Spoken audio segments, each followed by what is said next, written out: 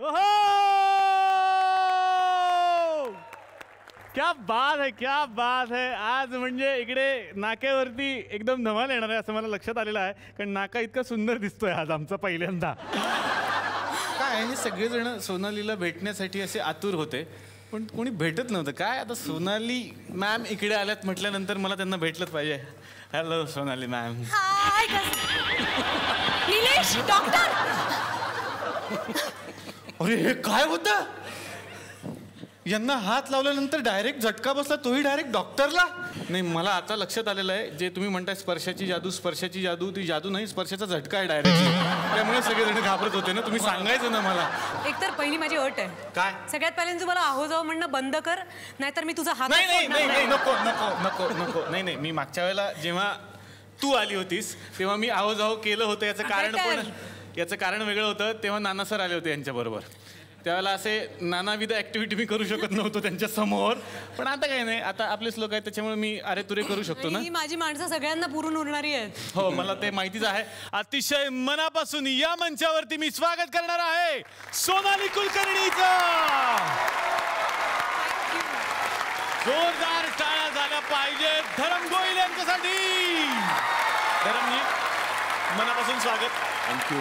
जोरदार टाळ्या झाल्या पाहिजे सिद्धार्थ जाधव यांच्यासाठी. आपण आणि जोरदार टाळ्या प्रसाद ओकसाठी. तर एव्हाना सगळ्यांच्याच लक्षात आलेलं आहे की या नाक्यावरची ही धमाल जी चालली आहे ती काय आहे. सगळ्याच रसिक प्रेक्षकांना ज्या सिनेमाची उत्सुकता होती की हा सिनेमा कधी येणार, तो सिनेमा म्हणजेच अगं बाई अरे चाटू. आणि या सिनेमाच्या निमित्तानं या सिनेमाची ही सगळी टीम आमच्या सोबत आहे. आणखीन काही कलाकार येणार आहेत. तेव्हा तुमच्या सगळ्यांचं अतिशय मनापासून स्वागत. सगळेजण हसताय ना? हसायलाच पाहिजे मंडळी, कारण घेऊन आलोय तुमचा आवडता कार्यक्रम ज्याचं नाव आहे चला हवा येऊ द्या. तर अगबाई अरेच्या या सिनेमातली ही स्पर्शाची जादू काय आहे हे सगळं मला जाणून घ्यायचं आहे. मी सगळ्यांना विनंती करतो, प्लीज तुम्ही माझ्यासोबत माझ्या कॅफेमध्ये बसा.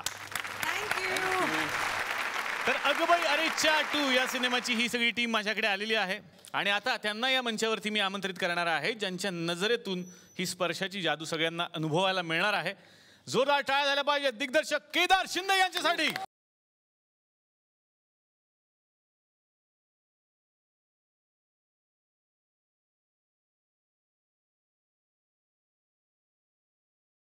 केदार सर, मनापासून स्वागत. मी विनंती करतो, प्लीज तुम्ही आमच्या. थँक्यू. मला खूप छान वाटतं की अगबाई अरेच्या हा सिनेमा जेव्हा आला होता तेव्हा सर मी कॉलेजला होतो, मेडिकल शिकत होतो. 2 महिन्यांनी फक्त मोठा होतो. हो बरोबर आहे एकदम.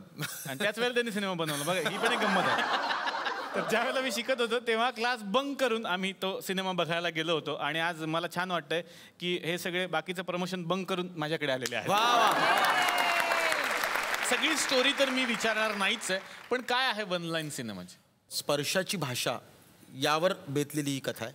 शुभांगी कुडाळकर जिनी लग्न केलेलं नाही आहे, तिचा एक स्वतःचा एक समज आहे की तिचा स्पर्श झाला, म्हणजे प्रेमात पडल्यानंतर जर स्पर्श झाला तर पुढच्या 24 तासात समोरच्या व्यक्तीचा अपघात होतो.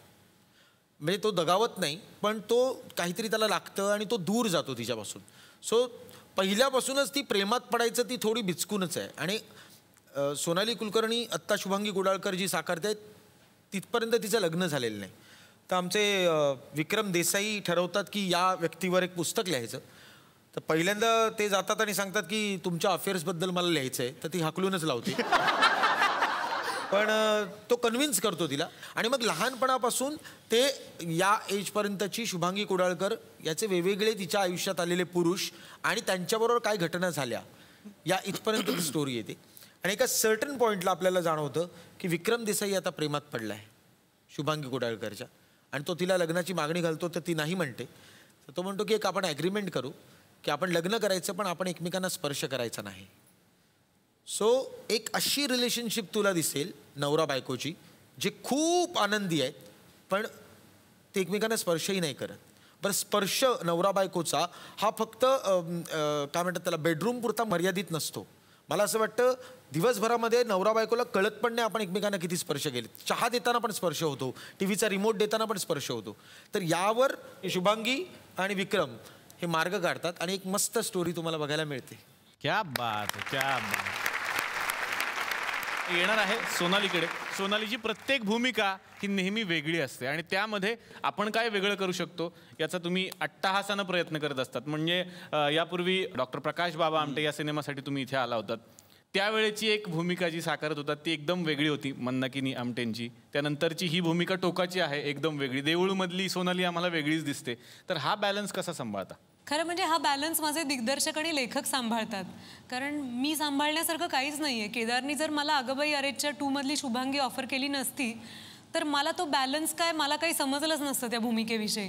मी फक्त सिनेमा बघायला गेले असते आणि हळहळले असते की अरे असा रोल मिळायला पाहिजे होता. तू आत्ता एक्झॅक्टली जे म्हणालास की आपण डॉक्टर प्रकाश बाबा आमटेच्या वेळेला या सेटवर भेटलो होतो, तो रोल मला मिळावा हे माझं भाग्य होतं. माझं आयुष्य बदलणारी गोष्ट आहे ती. कारण मंदाताई आमटेंचा रोल करायला मिळणं आणि त्यांची ओळख होऊ शकणं या माझ्यासाठी माइलस्टोन गोष्टी आहेत आयुष्यातल्या. माझं आयुष्य बदललं आहे. त्यानंतर मी खूपच समाधानात होते की किती छान घडलं आपल्या आयुष्यात. आणि अशा एका सुंदर संध्याकाळी मला हा स्वप्नातला दिग्दर्शक भेटला ज्याच्याबरोबर मला खूप इच्छा होती काम करावं. आणि पांढऱ्या घोड्यावरून नाही, गाडीतून आला. 7 नंबरच्या मर्सिडीज मारून आलेला घोडा हा माझा घोडा. सोनाली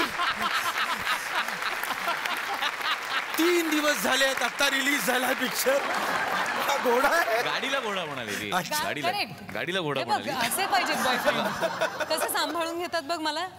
तर पांढऱ्या घोड्यावरून आलेला असं मला म्हणायचं, पांढऱ्या गाडीतून आलेला. आणि त्यांनी जेव्हा मला गोष्ट ऐकवली, निलेश, मी तुला हे खरं खरं सांगितलं पाहिजे, त्यांनी मला कथा ऐकवल्यानंतर मी स्थळ काळ सगळं विसरले होते. मी त्याला म्हणलं त्याचा विचार बदलायच्या आत किंवा त्याला दुसऱ्या कुणा अभिनेत्रीबद्दल काही वाटायच्या आत मी म्हणलं शूटिंग कधी सुरू करूया. मलाच घेतलं पाहिजे, मला ऐकवलीस ना, असं मला झालं होतं. आता मला यायचंय सिद्धार्थकडे. सिद्धार्थ जाधव पहिल्यांदा एका वेगळ्या भूमिकेत सगळ्यांना दिसणार आहेत. त्याचं नाव तुला माहिती नाहीये का? त्याचं नाव आहे डायनामाइट जाधव. डायनामाइट जाधव. या सिनेमासाठी सोनालीताईंनी मला एक नाव दिलंय, डायनामाइट. मुळात अगबाई अरेच्या ह्या नावाबद्दल मी खूपच इमोशनल आहे. ज्या म्युझिकवर आता केदार सरांनी एंट्री केली, छमछम करता नशिला बदन, त्या गाण्यात मी नाचलोय. सोनाली बेंद्रेच्या मागे आहे मी, आहे कमलाकर सातपुते आहे, नंतर आपला श्याम घोरपडे आहे. आता सोनाली बेंद्रे असल्यावर मागच्या पोरांना कोण बघणार आहे? त्यात आम्हाला असं कोण बघणार आहे? त्यामुळे आम्ही आमच्यासाठी, आमच्या आनंदासाठी दिसायचो त्यात आयला तिथे. तर तो पहिला सिनेमा. आणि 11 वर्षानंतर अगबाई अरेच्या 2 पार्ट 2 येतो, ज्यात ते न करता केदार सरांनी मला पुढे उभं केलं, मला पुढे नाचवलं. म्हणजे सोनाली बेंद्रे आयटम गर्ल होती 2004ला, तर 2011ला त्यांनी मला सिद्धार्थ जाधवला आयटम बॉय केलं, जो तिच्या मागे नाचवलं. अरे आणि हा दमतच नाही रे. 2 शॉटच्या मध्ये बसावं की नाही. आता एवढा फुल 1 टेक दिलाय अख्ख्या कडव्याचा, हा थांबतच नाही. तुम्हाला माहिती नाही का, शूटिंग संपल्यावर 2 दिवस जनरेटर म्हणून काम करतात ते बाहेर.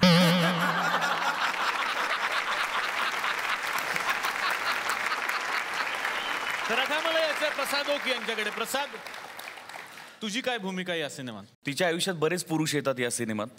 त्यातला एक पुरुष येतो, तो 2 टप्प्यात येतो. त्यातला दुसरा टप्पा मी आहे. वा. मुळं गंमत अशी झाली की सोनालीला मी लहान असल्यापासून एकांकिकांमध्ये पुण्यामध्ये बघतोय. केदार, भरत या दोघांनाही मी पुण्यात असल्यापासून, लहान असल्यापासून बघतोय. माझ्यापेक्षा दोघंही मोठे आहेत. तू काय फारच लहान आहे का आमच्यापेक्षा? सोनाली तू काहीच बोलत नाहीये. मी बोलणंच सोडलंय. काय आता सारखं समजावून सांगायचं की अरे मी जेवढीच आहे तशी. आपण निलेश, आपण नाही पुढे मी बोलत होतो. अरे पण लाल आहे सिद्ध्या लहान असल्यापासून मला बघतो बोलणार होतो. जोक सपाट. पण या सगळ्यांबरोबर काम करण्याची माझी खूप वर्षांपासूनची इच्छा होती आणि ती फक्त या माणसामुळे पूर्ण झाली, केदारमुळे. आणि खरोखरच या चित्रपटाच्या निमित्ताने मी केदार बरोबर, सोनाली बरोबर, भरत बरोबर, सिद्धू बरोबर पहिल्यांदा काम केलेलं आहे. वा. आता आणखीन एका हिरोकडे मला यायचं आहे. या सिनेमातले हिरो जे मराठी चित्रपटसृष्टीत या सिनेमाच्या निमित्तानं पाऊल ठेवत आहेत, पण गुजराती आणि हिंदी थिएटरमध्ये त्यांचं फार मोठं नाव आहे. जोरदार टाळ्यांनी स्वागत करूया धरम गोयल यांचं. खरं तर मला प्रश्न पडला होता ते गुजराती थिएटर करतात म्हटल्यावरती आपल्याला गुजराती येईल का, पण नंतर मला कळलं की आपल्याला गुजराती खाण्याशिवाय काहीच येत नाही. पण नंतर मला लक्षात आलं की ते मराठी उत्तम बोलतात. तर मला त्यांना तेच विचारायचं की मग इतकं सुंदर मराठी कसं काय बोलता? मी लहानपणापासून दादरलाच राहिलोय, तिथेच वाढलोय. मित्र वगैरे सगळेच महाराष्ट्रीयन्स आहेत. मी स्वतःला नशीबवान समजतो की केदार सरांनी मला या चित्रपटात कास्ट केलं आणि या सगळ्या आर्टिस्ट बरोबर मला काम करायला मिळालं. काय आहे की ती कथा जेव्हा सुरू होते तेव्हा त्या पहिल्या फटक्यामध्ये तो जो दिसला तर तो हिरो वाटता कामा नये. म्हणजे हा पिक्चरचा हिरो आहे असं होता कामा नये. तो ग्रॅज्युअली त्याची भूमिका अशी वाढत गेली पाहिजे आणि एका क्षणानंतर तो एकदम हवा असं वाटला पाहिजे. तर मी नवीनच चेहरा शोधणार. त्याचं ब्लॅकआउट नावाचं नाटक सुरू होतं, तर त्याचा कॉन्ट्रॅक्ट शो होता, तो बघायला गेलो. तर मी नाटक बघायला बसलो आणि अप्रतिम हा माणूस काम करत होता. तर माझं कन्फर्म झालं की हा भूमिकेसाठी योग्य आहे. मला कळेना हा मराठी कसं बोलतोय. आणि एक स्टेप वरची तो प्रोफेशनल डबर आहे. तो मराठी, हिंदी, गुजराती, इंग्लिश अशा असंख्य भाषांमध्ये त्याचा आवाज जो आहे ना, तो व्हॉइस क्वालिटी तो व्हॉइसिंग करतो त्यासाठी. तर आपल्या या अगबाई 2मध्ये पण मला प्रत्येक जण भेटून तेच विचारतोय की आवाज पण त्याचा किती सुंदर आहे. चला म्हणजे आवाजावर जेव्हा अगबाई अरेच्या येईल तेव्हा गेला आपला.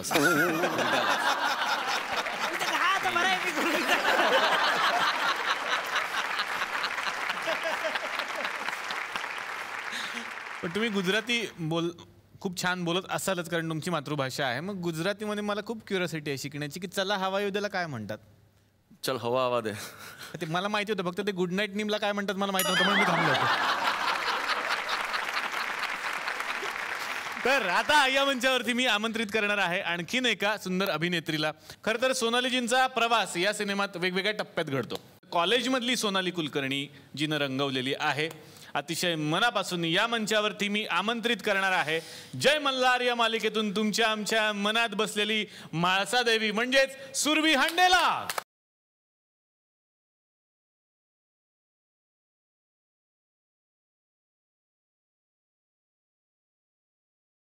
सुरभी, अतिशय मनापासून स्वागत. या सिनेमामधून तू सुद्धा पहिल्यांदा मोठ्या पडद्यावरती पाऊल ठेवतेस. पहिला सिनेमा, केदार सरांसारखे दिग्दर्शक, कसं वाटतं? एक तर सगळे मोठे लोक. तू पण लहान होतीस? मी सगळ्यांसोबत नाही. एक तर नाही मला म्हणायचं आहे की सगळेच माझ्यापेक्षा एक्सपिरियन्सने आणि वयाने खूप मोठे आहेत. मला उलट केदार सरांनी यात घेतलं म्हणजे उलट त्यांना हे चॅलेंज होतं मे बी. त्यांनी मला म्हाळसामधून खरी शुभांगी दाखवली म्हणून मी जेवढी शुभांगी दिसली आहे ती सरांमुळे. म्हाळसा म्हणूनच ती खूपच लोकप्रिय आहे. तिची जी इमेज आहे त्याचा एक ग्रेस पण त्याच पद्धतीने ठेवला गेला पाहिजे याची पण काळजी घ्यायची होती. कारण काय की आपण एखाद्या गोष्टीकडे खूप भावनिकदृष्ट्या जेव्हा बघतो तेव्हा आपल्याला असं वाटतं की त्या गोष्टीला धक्का लागू नये. सो मुळात या कॅरेक्टरला पण एक कल्चर आहे. सो कुठेही कल्चरला धक्का लागणार नाही याची पूर्ण खबरदारी तिची भूमिका साकारताना तिने पण घेतलेली आहे आणि आमच्या अख्ख्या टीमनी, मग ते कॉस्ट्युम्स असून दे, मेकअप असून दे, या सगळ्या लोकांनी पण घेतलेली आहे. तर सर तुम्ही तर किती उत्तम दिग्दर्शक आहात हे सगळ्या जगाला माहिती आहे. माझ्याही घरामध्ये एक दिग्दर्शक आहे, तुम्हाला माहिती आहे ना? हो, मला तो माझा जुळा भाऊ आहे. हा, पाठ झालाय. तो जुळा भाऊ आहे. तो सुद्धा खूप सिनेमा बनवतो आणि त्याला ते इकडेच रिलीज करायचे असतात कारण बाहेर कोणी बघत नाही. त्यामुळे आज सुद्धा त्याने एक सिनेमा बनवलेला आहे. तुम्हाला तो सिनेमा जरा जवळचा वाटेल सर. आणि सिनेमाचं नाव पण फार त्यानं गमतीदार ठेवलेलं आहे. अगबाई पंत लोचा झाला अरेच्या सही. अगबाई पंत लोचा झाला अरेच्या सही असा एक सिनेमा त्यानं बनवलेला आहे. तर बघूयात आमच्या या सिनेमामध्ये आज काय घडणार आहे.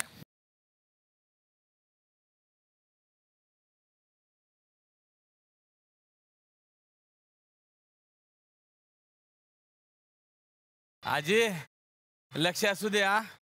आज आशीर्वाद दे बाबा. अरे सर क्या बात आहे. केदार सर तुम्हाला खरं सांगू सर, म्हणजे मला ना तुमच्याकडे बघून असं वाटतं की तुमच्या कामाचा स्पीड जो आहे ना तो जबरदस्त वाढला सर. म्हणजे नाटक झालं की लगेच सिनेमा, सिनेमा झाला की लगेच नाटक, परत नाटक, परत सिनेमा. वा वा वा. म्हणजे ना तुम्हाला व्यसनच लागलंय सर ह्या कार्यक्रमात येण्याचं. खरं सांगा ह्या कार्यक्रमात तुम्हाला यायला भेटावं म्हणून तुम्ही पिक्चर केला ना. अरे मी मनातलं ओळखतो ना. मला काय हे माझं टॅलेंट आहे ओरिजिनल. पहिले माझ्या मनातलं ओळखण्याचं ते केदार सरांनी ढापलं पण मी काय बोललो नाही. त्याच्यावर अख्खा पिक्चर केला त्याने अगबाई आरेच्या. मी सगळं मनात ओळखू शकतो सर. म्हणजे तुम्ही हात द्या हातात, तुमच्या मनातलं सगळं ओळखू शकतो सर मी. हा अरे काय चालू आहे रे तुमचं रे. पहिल्यापासून प्रत्येक पंचला हसत आलो रे मी. नुसतं हसण्यावर नेऊ नका रे, प्रमोशनचं बघा रे काहीतरी. मला कार्यक्रम आवडतो, वाटल्यास तर 4-5 पंच माझ्यावर अजून टाका, पण प्रमोशनचं विसरू नका. अरे यार हा अगबाई आरेच्या 2 मध्ये सिद्धार्थला मी ॲटम बॉय म्हणून घेतलंय खरं आहे, पण पुढच्या पिक्चरमध्ये नाही घेता येणार. पुढच्या पिक्चरमध्ये भारत गणेश पुरेच योग्य आहे. अरे यार काय डेव्हलप केली यार पर्सनॅलिटी भारतने यार.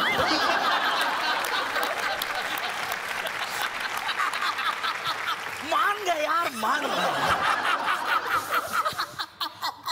हॅट्स ऑफ त्या पोराला यार.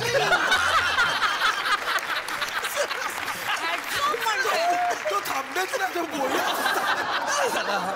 म्हणजे तुम्हाला सांगतो मिशी कापली ना तर same to same Ankush Chaudhari. अरे बापरे. सिद्धार्थ जाधव क्या बात आहे सर. तुमच्या मनातलं मी ओळखून घेतो सर. तुमच्या मनात म्हणजे यांच्या मनातलं म्हणजे एकदम कोणी ओळखू शकते. एकदम निरागस गोंडस पोरासारखं यांचं मन आहे सर. वा वा वा वा. केदार सर काय चालू आहे सर तुमचं. किती वेळा नुसतं मला तुम्ही आयटम बॉय म्हणून उभं करणार. एकदा तरी लीड रोल मध्ये घ्या हो सर. माझा प्रॉब्लेम आहे मी बोलू शकत नाही आणि तुम्ही तर अजिबात विषय काढत नाही सर.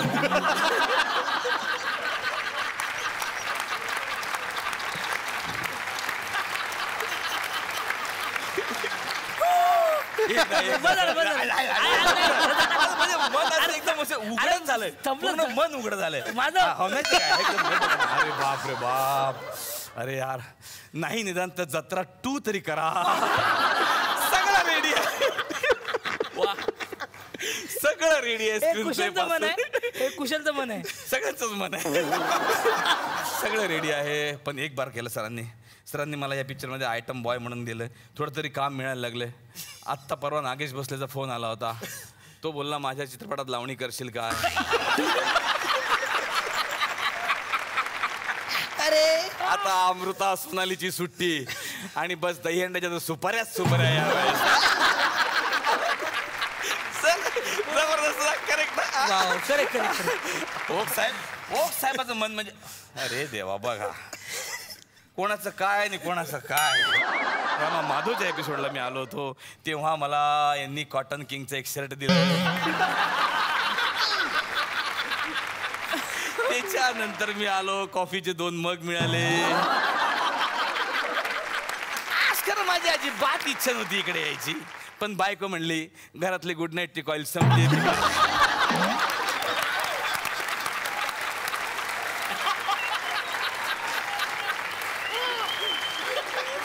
बापरे. त्या प्रोग्रामचे गुड नाईट स्पॉन्सर आहेत त्याच्यामुळे तुम्हाला तिकडे कॉईल देऊ ना सर. कॉईल त्याच्यात काय घरपोच करून देऊ कॉईल. असू द्या असं प्रत्येकाच्या मनातलं. अरे बापरे. नाही मॅडम नाही तुमच्या मनातलं नाही ओळखणार. हात घे ना हातात. नाही अरे आता कुठं करिअर सुरू झालं यार आमचं. त्यांचा हात हातात घ्यायचा आणि गचकन माणूस वर जायचा. नको ते आम्ही बघितलंय तुमच्या प्रोमो मध्ये. तुमचा हात हातात घेतला का माणूस लगेच वर जातो. पण काय तुम्ही आल्यात तुमचा मान राखला पाहिजे. मी एक आयडिया केली. तुम्ही थांबा 1 मिनिट. आमचा बाळू आहे इलेक्ट्रिकवाला त्याच्याकडनं मी तरी बघितलं पाहिजे करंट बिरंट आहे काय. नाही आता नॉर्मल आहे. पंजा लावल्यावर नाही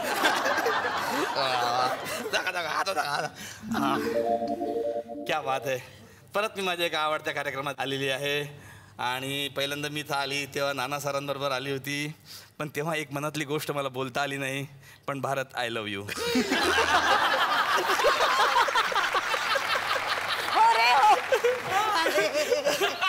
प्रत्येकाला असं वाटतं की मी बारीक झाली म्हणजे असं फिल्मसाठी बारीक झाली, पण नाही. भारतची माझी जोडी मॅच व्हावी म्हणून मी बारीक झाली. भारत किती ट्रीम अँड स्लिम आहे.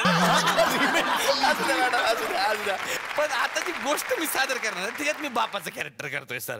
म्हणजे माझी फॅमिली अशी आहे की एक पोरगा आहे, एक पोरगी आहे, ती लग्नाची पोरगी आहे आणि माझा एक बाप आहे सर. त्याच्यामुळे कसं आहे आणि सगळ्यात म्हणजे तुम्हाला आता सगळ्या परंपरा महाराष्ट्रात माहीत असेल बापाचं दुःख पोरगी लग्नाला आले की बापाला किती तकलीफ राहतेस आणि त्यातल्या त्यात बिना आईची पोरगी आहे सर. आई गेली आहे का तिची? आई नाही आहे? नाही आई आहे. आईचं नाव बिना आहे. बिना आईची पोरगी.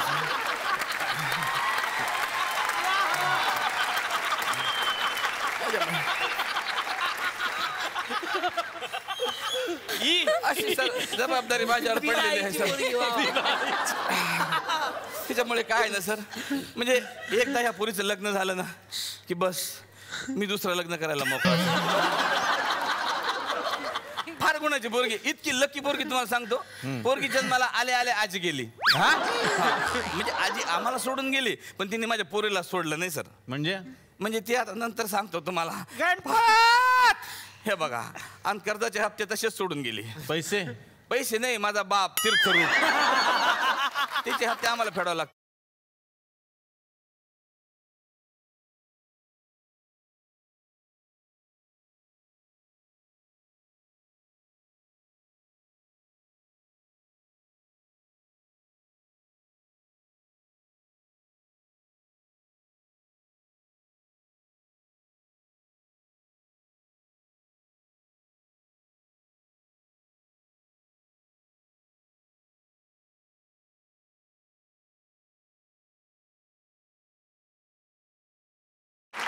अहो तुमची नात लग्नाला आलेली आहे, तुम्ही असं काय करताय? कधी सोडणार तुम्ही हे चाळे?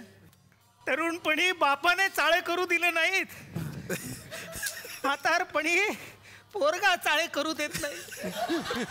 आम्ही थेरड्यांनी चाळे करायचे ते कधी? अरे कुणी चाळे करू देत का? चाळे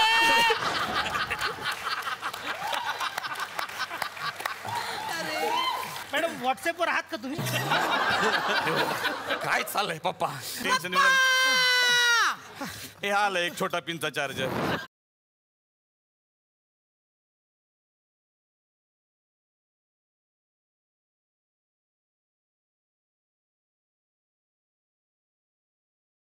आपल्या ताईला बघायला मुलगा येणार आहे ना म्हणून हा हार आणलाय. अरे बाळा, ताईला बघायला मुलगा येणार आहे, त्याच्या अंतदर्शनाला नाही येणार आहे. बकुळा हार आणलाय. चल तिकडे. बकुळा कुठे आहे? बकुळा बकुळा ए बाळा.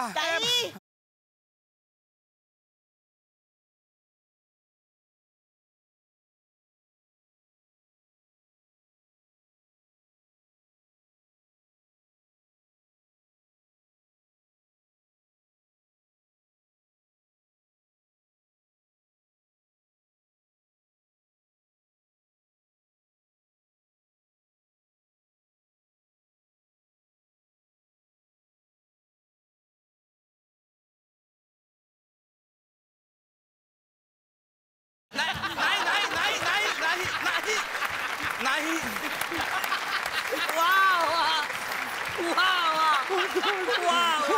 पप्पा मी कशी दिसते पप्पा?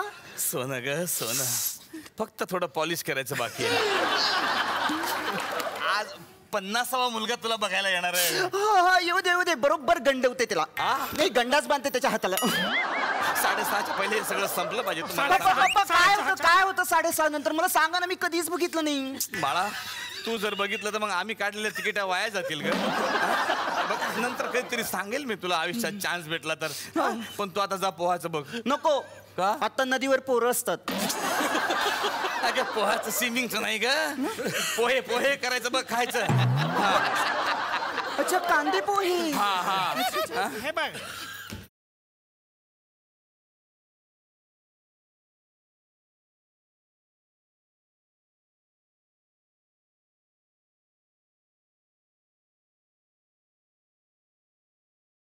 नमस्कार. नमस्कार. तुम्ही? मी श्रेया 7:30. अच्छा. आणि हा मी शनी 7:30. सन्नी 7:30. प्यार से मुझे लोग रेशमा के आइटम कहते हैं. बाळू कहते. आणि हिची ओळख म्हणजे जाम एरियामध्ये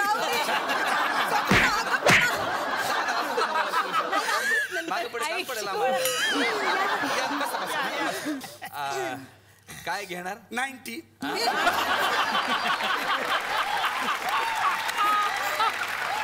ती नाही घेणार कॉफी चालू. अच्छा आयटमला बोलवा ना.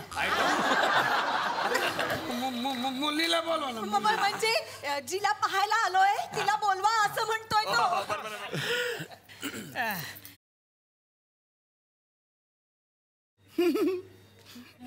फुललाय केसामध्ये.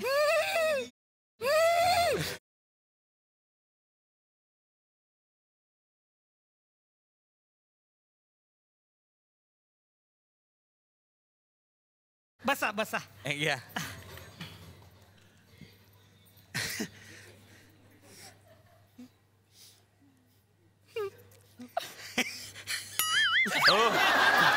ठीक आहे ना. हे काय? हे कांदे पोहे. हे असे हे उरलेले आम्ही बनवायचे काय ते? नाही आवडले मला. नाही आवडले तर कांदे पोहे. नाही आवडले तर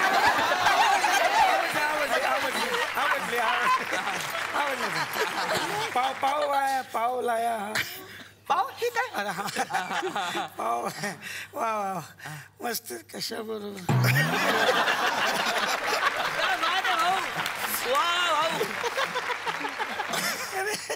घ्या ना घ्या घ्या. अजून काही प्रश्न? काय छंद तुझे? छंद मकरंद.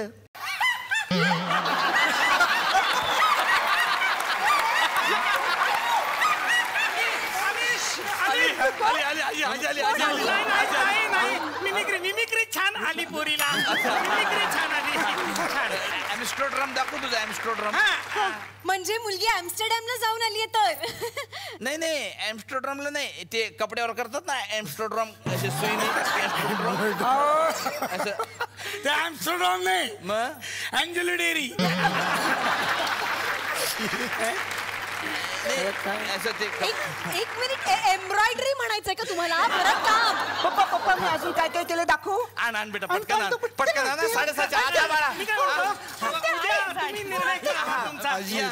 तुम्ही पाहिली सुद्धा नाही मुलगी अजून. असं काय करताय तुम्ही? 6:30 वाजले. 6:30 वाजले. आता भोगा आपल्या कर्माची फळं.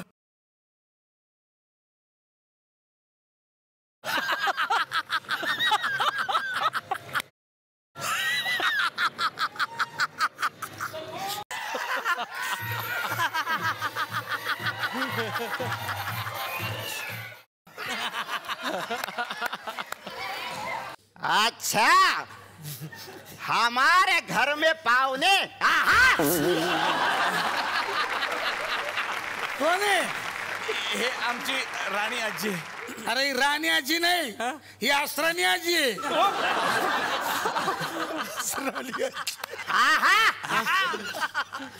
आधे इधर जाओ. आधे उधर जाओ. हे आमची म्हणजे आजी आहे.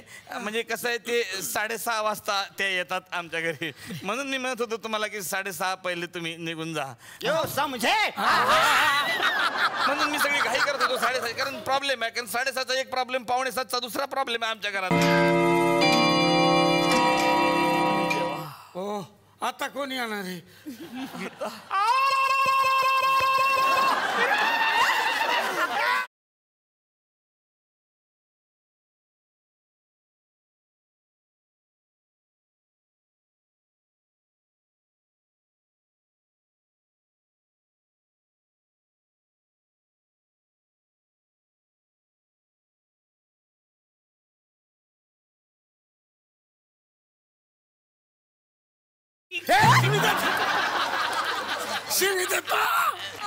कोण आहे? हे आमचा पूर्वज आहे. हा बरोबर 6:45ला येतो. म्हणून मी तुम्हाला सांगितलं मॅडम 6:30च्या आधी संपवा म्हणून सगळा खेळ.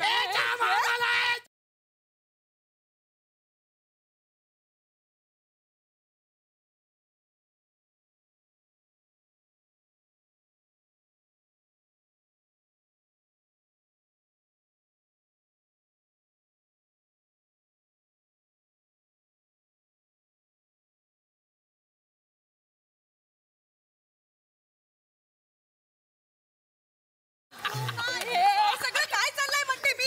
नाही नाही हे तर म्हणजे आता सुरू झालंय मॅडम. म्हणजे 7 वाजले. अरे आता कोण आला? 7 वाजले म्हणजे चिमणी आली आमच्या घरात. अरे हा केवढा जीव, हा कोण आहे जीव? हा चिव चिव करतो तो कोण आहे? अच्छा अभी हमारे घर में चिमनी, अरे ये चिमनी को तो हम मारेंगे.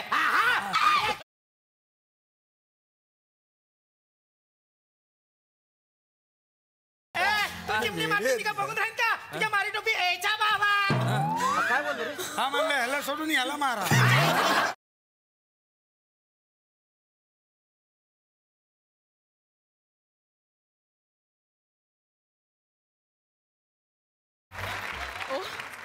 हो गणेशपुरे मी इथे आधी इथे या. नाही. काय चालवलं तुम्ही हे? नाही मॅडम मला माहिती आहे तुमची फार गैरसोय झाली आहे मॅडम. काय पोरीचा बाप आहे, मी काही बोलू शकत नाही. म्हणून मी आयडिया केली मॅडम. पटकन 8 वाजून टाकले घड्याळात. त्यामुळे मॅडम आता पिक्चर खतम. पिक्चर तो अभी बाकी है मेरे दोस्त. कारण आता 8 वाजले.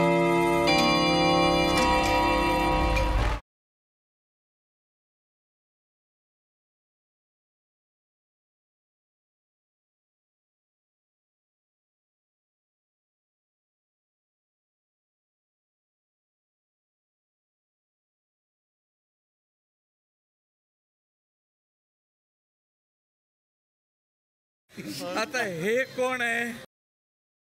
आमचा आजोबा महाबली हलकट. आता मी चिवला मारणार, आजीला मारणार, ह्याच्या पाच्या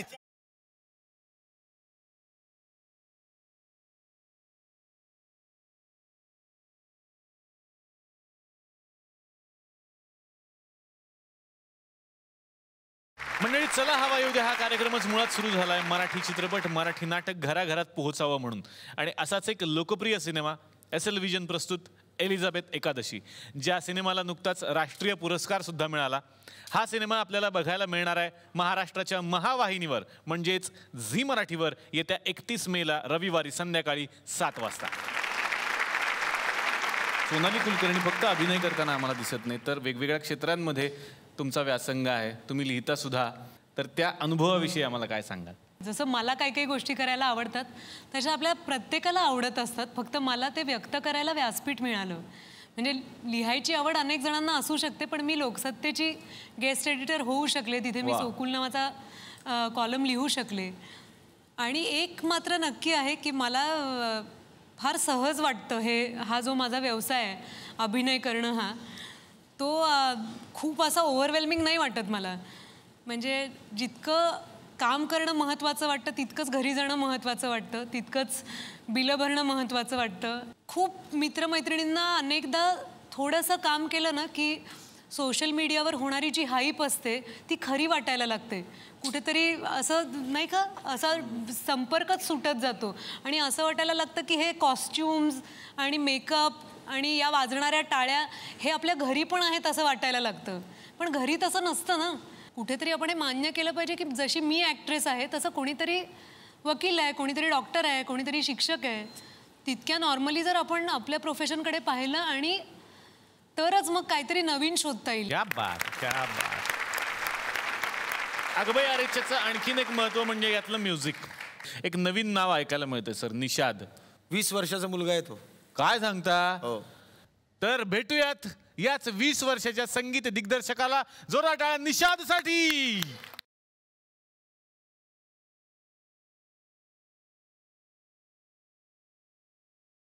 अगबाई आरेच्याचं संगीत दिलं होतं अजय अतुल यांनी. आणि त्यानंतर एवढी मोठी जबाबदारी तुला मिळाली, कसा अनुभव आहे? ॲक्च्युली याचं खरं श्रेय दिलं पाहिजे अजय अतुल यांना, कारण की त्यांनी इतकं मोठं काम करून ठेवलं की लोकांचं सेकंड पार्टकडून एक्सपेक्टेशन्स वाढले. आणि त्याच्यामुळे आता जी गाणी केली आहेत ते मी माझा खूप 100% प्रयत्न करण्याचा प्रयत्न केला आहे. त्यांना जितकं प्रेम मिळेल तिचं इतकं 10 किंवा 15% जरी मिळालं तरी मी खूप. क्या बात है. तर निषाद इथे आलेला आहे म्हटल्यानंतर आमची सुद्धा अशी इच्छा आहे की निषादनं आम्हाला काहीतरी ऐकवावं.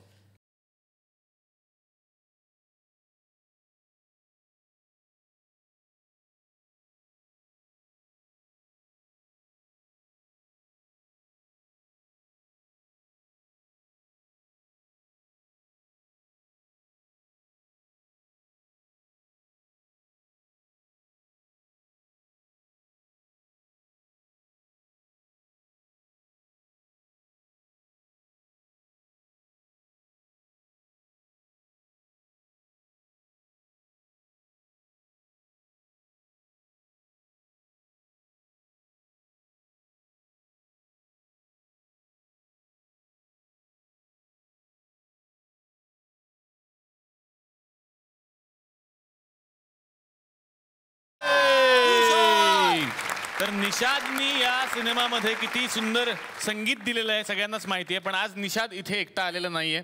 तर निषादच्या सोबत त्याला आशीर्वाद देण्यासाठी आणि फिल्मला शुभेच्छा देण्यासाठी आलेले आहेत निषादचे बाबा. अतिशय मनापासून या मंचावरती मी आमंत्रित करतो मनोहर गोलांबरे यांना.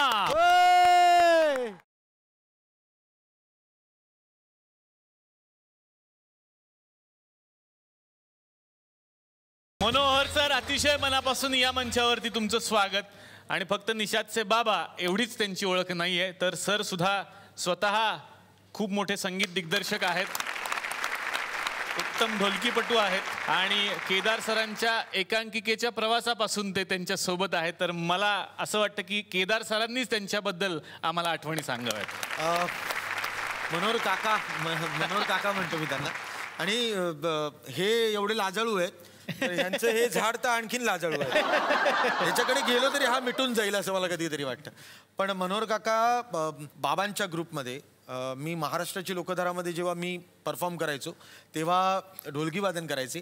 आजही मंगलगाणी, दंगलगाणी किंवा मराठी बाणा हे जर तुम्ही शोज बघायला गेलात तर जो एक ढोलकीचा पहिला तोडावा असतो ना, तो मनोहर काकांचा असतो.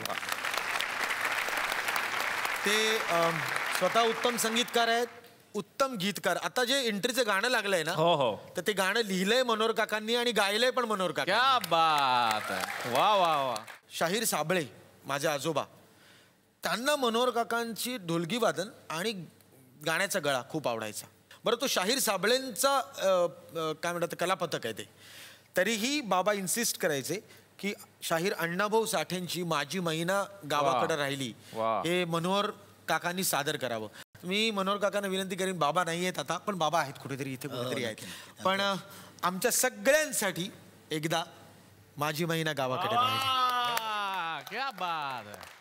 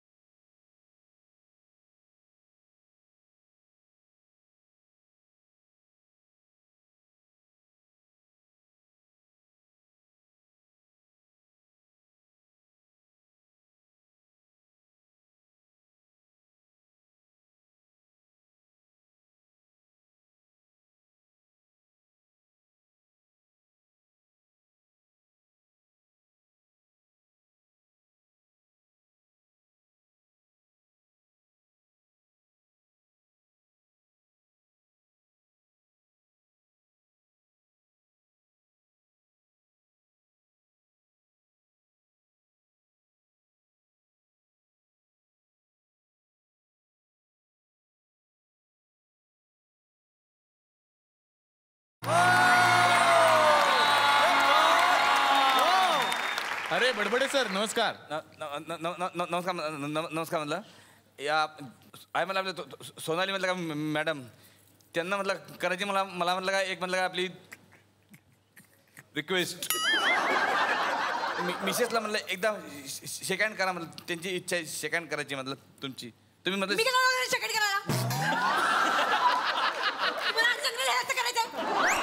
तुम्ही म्हटलं घेऊन येता 2 मिनिटं सेकंड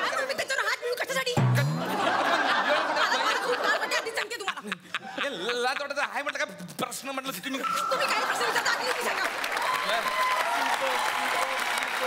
अरे करू शकत नाही म्हटलं सेकंड पुस्तक. ऐका ऐका, हो त्यांना नसेल करायचं, तुम्ही कशाला फोर्स करता एवढं. बरोबर आहे. नाही राहू द्या, नसेल. नाही तसं नाही मॅडम, मी इथं मला ऐकलं म्हटलं तुमच्याशी सेकंड केलं म्हटलं का माणूस वर जातो.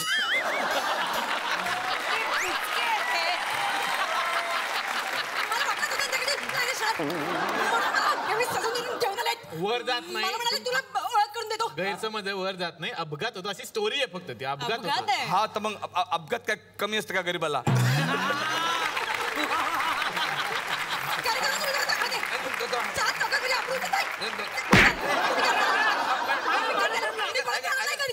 या अशा रसिक प्रेक्षकांसाठी एकदा जोरदार टाळ्या झाल्या पाहिजेत. तर आज अगबाई अरेच्या 2च्या निमित्तानं हे सगळे कलाकार माझ्या कॅफेमध्ये आलेले आहेत. या मंचातर्फे आणि SL विजन यांच्यातर्फे या सर्व पाहुण्यांना मिळते एक छोटीशी आठवण भेट.